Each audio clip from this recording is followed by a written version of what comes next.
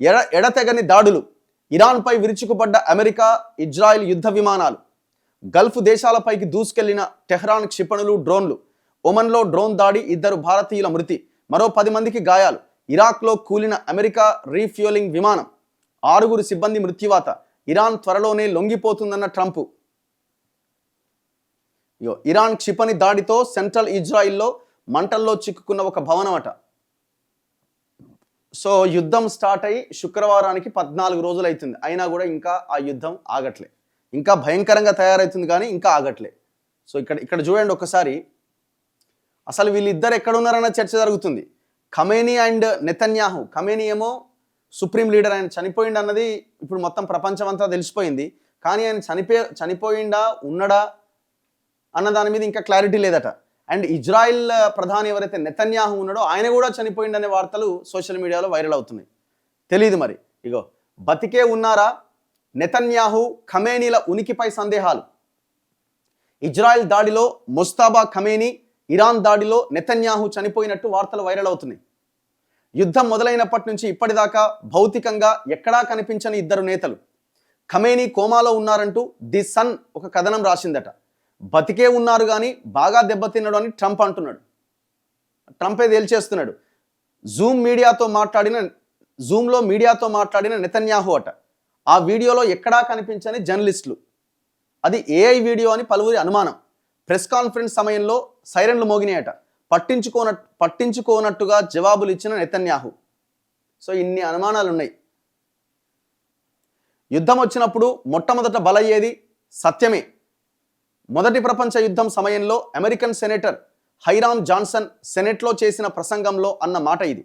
యుద్ధం జరిగిన ప్రతిసారి అది రుజువవుతూనే ఉంది.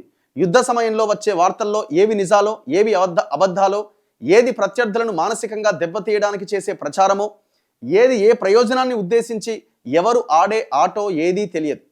Operation epic fury, operation roaring lion అనే పేర్లతో ఇరాన్పై అమెరికా, ఇజ్రాయెల్ ప్రారంభించిన యుద్ధంలో కూడా అదే పరిస్థితి నెలకొంది.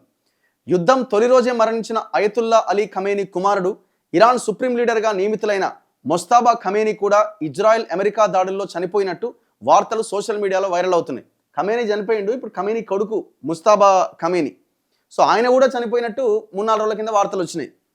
సుప్రీం లీడర్గా నియమితుడైనప్పటి నుంచి ఇప్పటిదాకా ఆయన ఎక్కడ భౌతికంగా కనిపించకపోవడం, ఆ వార్తలు నిజమే అన్న అనుమానాలకు ఆజ్యం పోస్తున్నాయి. అయితే వందలాది మంది ఇరానియన్లు ముస్తాబా చిత్రపటానికి ఆయన నాయకత్వాన్ని బలపరుస్తున్నామని తెలుపుతున్న వీడియో ఒకటి సోషల్ మీడియాలో వైరల్ అవుతోంది. ఇరాన్లో నేతలు బయటకు రాలేని పరిస్థితులు ఉన్నప్పుడు ఇలా చిత్రపటానికి విధేయత తెలిపే అలవాటు ఉన్నదట. ఎక్కడ? ఇరాన్లో. యుద్ధంలో ఆయన తీవ్రంగా గాయపడి కోమాలో ఉన్నందునే ఇలా వారు చిత్రపటానికి విధేయత తెలుపుతున్నారని పలువురు విశ్లేషిస్తున్నారు. ఇజ్రాయిల్, అమెరికా దాడిలో ముస్తాబాకు గాయాలయ్యాయని ఇరాన్ ప్రభుత్వ టెలివిజన్ గతంలో ఒకసారి పేర్కొనడం వారి విశ్లేషణకు ఆధారమట. తాజాగా బ్రిటిష్ పత్రిక ది సన్ కూడా ఖమేనీ కోమాలో ఉన్నారంటూ ఒక కథనాన్ని ప్రచురించింది. ఆయన 1 లేదా 2 కాళ్ళు కోల్పోయారని, ఆయన కడుపు, కాలేయం చిట్లిపోయాయని, వైద్యులు ఆయనకు నిరంతరం చికిత్స అందిస్తున్నారని అందులో పేర్కొన్నది.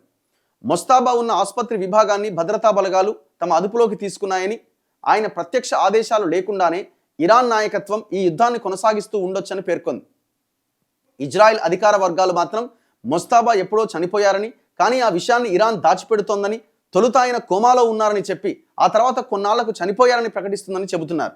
అయితే ఇరాన్ ప్రభుత్వ వర్గాలు ఖమేనీ మరణ వార్తలను ఖండిస్తున్నాయి. ఆయన బతికే ఉన్నారు అనేందుకు నిదర్శనంగా ఖమేనీ ప్రకటనను గురువారం విడుదల చేశాయి. కానీ ఆయన నిజంగా బతికే ఉంటే కనీసం 1 నిమిషమైనా లైవ్ వీడియోలో కనిపించి ప్రజలకు ధైర్యం చెప్పి ఉండొచ్చు కదా అని ఇజ్రాయెల్ ప్రభుత్వ వర్గాలు ప్రశ్నిస్తున్నాయి. ఇజ్రాయెల్ సంగతి అలా ఉంటే తాజాగా అమెరికా అధ్యక్షుడు ట్రంప్ ఈ వ్యవహారం పైన స్పందించారు. ముస్తాబా ఖమేనీ ఏదో ఒక రూపంలో బతికే ఉన్నారు, కానీ బాగా దెబ్బతిన్నారు. ఫ్యాక్స్ న్యూస్ వార్తా సంస్థకి ఇచ్చిన ఇంటర్వ్యూలో ట్రంప్ చెప్పిండట. ఇక ఖమేనీ తీవ్ర గాయాల పాలయ్యారని, గుర్తుపట్టలేని విధంగా మారిపోయారని అమెరికా రక్షణ మంత్రి చెప్తున్నాడు. మరి ఏది నిజం? అది ఇరాన్ ధృవీకరిస్తే తప్ప తెలిసే అవకాశం లేదు. మరి ఇప్పుడు ఈ నెతన్యాహు సంగతి ఏంది? ఈ నెతన్యాహు నిన్నటి వీడియో ఇది. ఈయన ఏదో వీడియో కాన్ఫరెన్స్లో మాట్లాడుతున్నట్టు ఒక వీడియో రిలీజ్ అయింది. ఇరాన్ ఏమంటుంది? ఎప్పుడో చంపేసామని వాళ్ళు అంటున్నారు. చచ్చిపోలేదు ఇది నెతన్యాహు అని వీళ్ళు అంటున్నారు. కానీ ఇది ఏఐ వీడియో అని కొంతమంది అంటున్నారు. ఆ వీడియో మాట్లాడుతుంటే సైరన్ మోగిందట. సైరన్ మోగినప్పుడు మరి ఎందుకు మోగింది ఏమనన్నా కొంత ఫేస్లో అయిన ఎక్స్ప్రెషన్స్ ఉండాలి కదా, ఎలాంటి ఎక్స్ప్రెషన్స్ లేకుండా మాట్లాడుతున్న వీడియో వచ్చింది. అసలు ఆ క్వశ్చన్స్ అడుగుతున్న జర్నలిస్టులు ఒక్క జర్నలిస్ట్ మొహం కూడా కనబడతలేదు. ఇది ఏఐ వీడియో అని ఇరాన్ అంటున్నది. మరి ఏడునడినా ఎవరికి తెలుసు? నీకు తెలియదు, నాకు తెలియదు.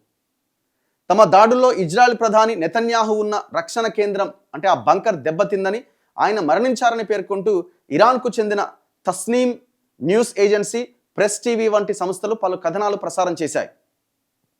ఆ కథనాలకు తగ్గట్టుగానే యుద్ధం మొదలైనప్పటి నుంచి ఇప్పటిదాకా ఖమేనీలాగానే నెతన్యాహు కూడా ఎక్కడా భౌతికంగా కనబడలే.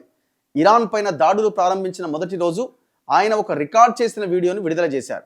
మళ్ళీ మార్చి 7వ తేదీన ఇజ్రాయెల్ సైన్యాన్ని అభినందిస్తూ మరో వీడియో విడుదల చేశారు. కానీ ఆ వీడియో ముందే రికార్డ్ చేసిందన్న అనుమానాలు వ్యక్తమవుతున్నాయి.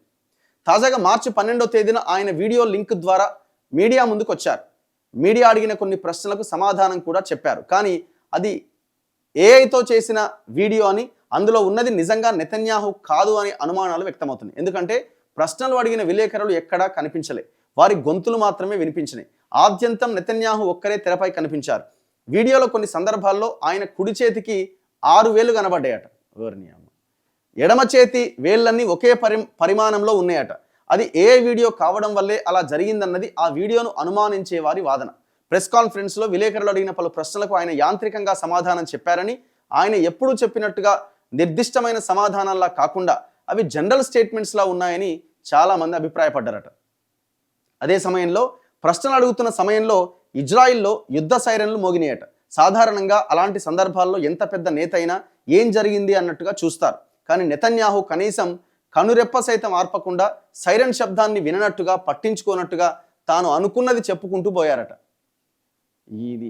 ఈయన చచ్చిండా ఆయన చచ్చిండా, మొత్తానికైతే యుద్ధము ఇరు దేశాలని తీవ్రంగా దెబ్బతీస్తున్నది. నిన్న ఇరాన్లో భారీ ర్యాలీ తీస్తే ఆ ర్యాలీ మీద దాడి చేసింది ఇజ్రాయెల్, బాంబుల దాడి. చాలామంది చచ్చిపోయారు. అందులో ఎంతమంది? 8 మంది 9 మంది చచ్చిపోయినట్టున్నారు.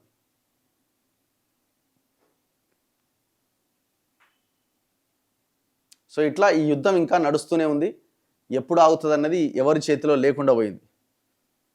ఇగో ట్రంప్ అంటుండు ఇరాన్ పైన అతి భారీ దాడులు, అక్కడి ప్రభుత్వం కూలిపోతుంది, అవసరమైతే హోర్ముజ్ జలసంధిని దాటేందుకు నౌకలకు రక్షణ. ఏం రక్షణ ఇస్తావు?